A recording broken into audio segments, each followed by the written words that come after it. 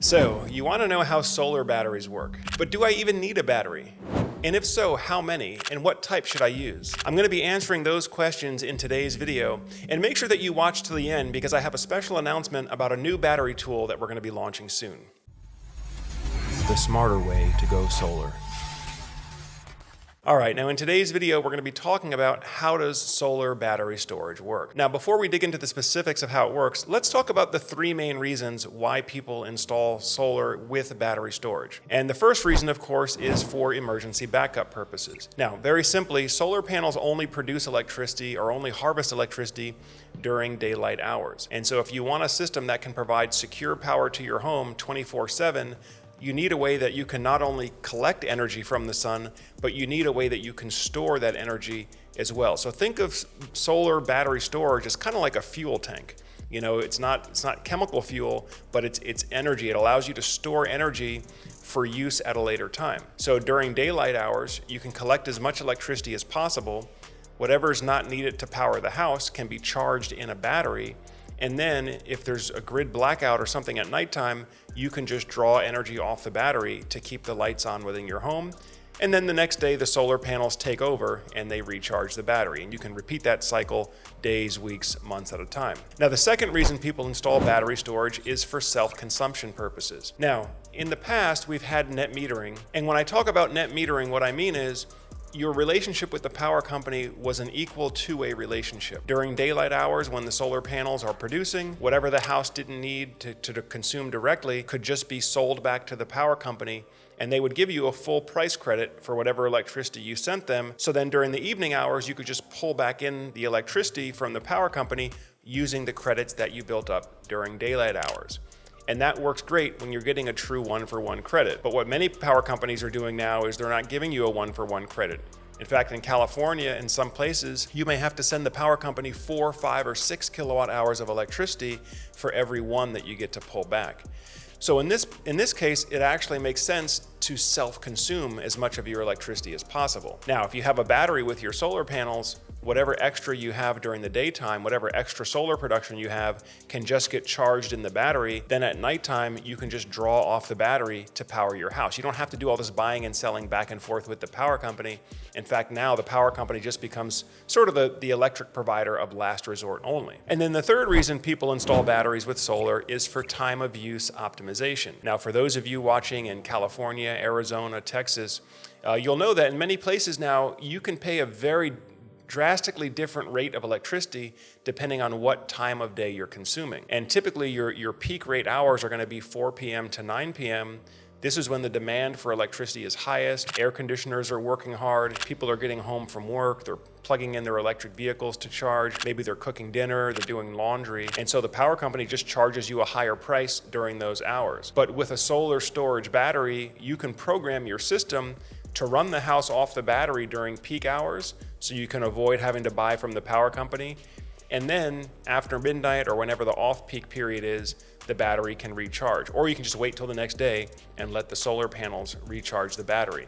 So time of use optimization is a big use case now for people wanting to install battery storage with their solar system. If you're looking to live a more sustainable lifestyle, lower your energy footprint, and become more energy independent, then Qmerit is the home electrification partner for you. Qmerit is our preferred home electrification partner, offering installation of bidirectional EV chargers, smart electrical panels, solar panels, battery storage, generators, and high-efficiency heat pumps.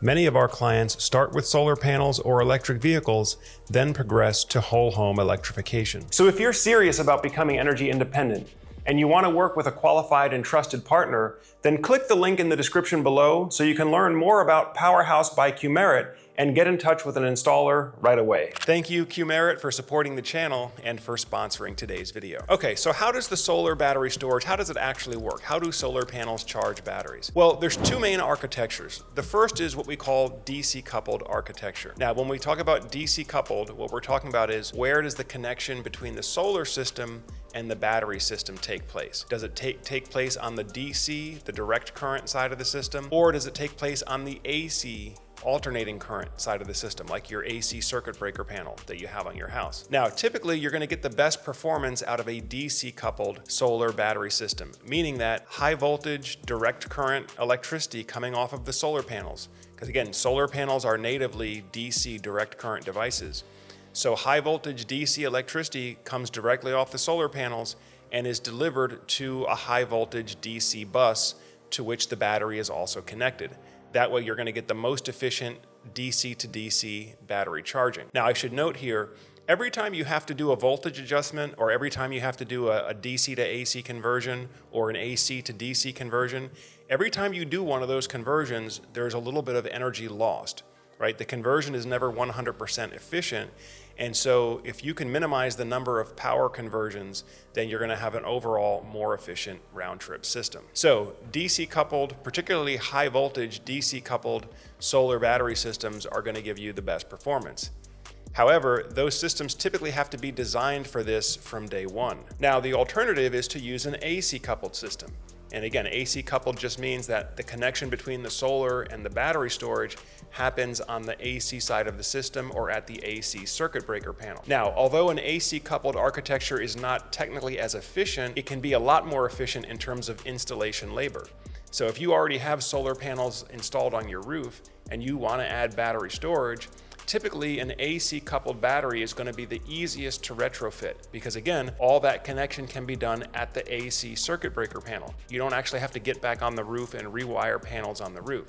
So AC coupled is considered the better architecture for retrofitting batteries. By the way, if you already have solar panels but you're considering adding battery storage to your system, go ahead and post a comment down below. We'd like to hear from you. Also, if you're evaluating different battery storage options, if you haven't seen our previous video on the top 5 solar batteries for 2024, go back and watch the previous video.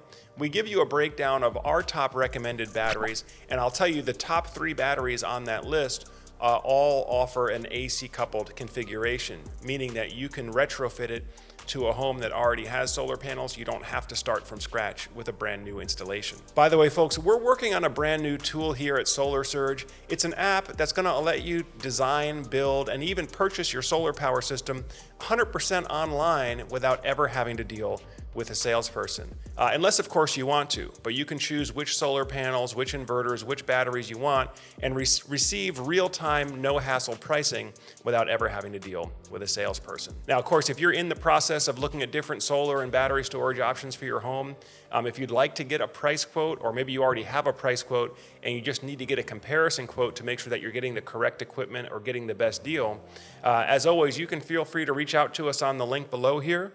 Set up a call with a Solar Surge expert, or just use the free online quote tool so you can see how much solar and battery storage costs in your area. Well, that pretty much does it for today's video. Again, we're talking about how does solar battery storage work. If you're getting good value from the videos that you watch here on Solar Surge, make sure you give us a thumbs up. And also go ahead and subscribe to the channel if you haven't done so already. That way, as we have new videos like this coming out, it'll come up on your feed and you can stay up to date with everything. Well, I thank you all for spending some more time on the Solar Surge channel. As always, I'm Joe Ordia here, encouraging you to get prepared and be empowered. Thanks for watching, and I'll see you on the next video.